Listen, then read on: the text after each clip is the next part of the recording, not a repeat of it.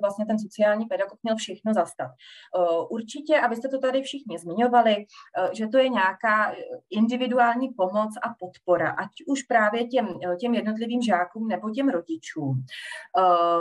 Ať už je nějaká akutní, to znamená, že se můžeme setkat třeba s žákem, který přijde do školy, nemá na sobě, dneska třeba jsem řešila takovouhle holčičku, která přišla do školy, přišla jenom v mikině, dlouhý, v kalhotkách, neměla na sobě žádný kalhoty, neměla ponožky, vůbec nic. Takže to se dá říct, že to je taková ta jako akutní intervence teď hned, která nám ale samozřejmě může potom přejít do nějaké té dlouhodobější spolupráce s tou rodinou, protože my samozřejmě uděláme nějaký rozhovor, zjistíme, jak se to v té rodině má a tak podobně. A vyleze nám z toho řada dalších věcí, které určitě nevyřešíme jako během nějaké další jako jedné schůzky, ale bude to opravdu o tom, že my potřebujeme nějakým způsobem intenzivně pracovat i s tou žákyní a i s tou její rodinou.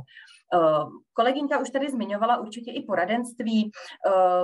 Myslím si, že to je jedna z věcí, kterou určitě 100% by sociální pedagog měl dělat. A týká se to nejenom poradenství jako ve směru třeba když rodič si neví rady s úkoly nebo nějakých dalších jako věcí, které se týkají vyloženě té školní oblasti, ale může to být opravdu i poradenství, které se týká toho, když třeba maminka žije v nějakém domácím násilí a svěří se nám, že chce třeba odejít. Takže i v tom směru třeba odkazování na nějaké další organizace, nějaké další jako síťování a tak podobně.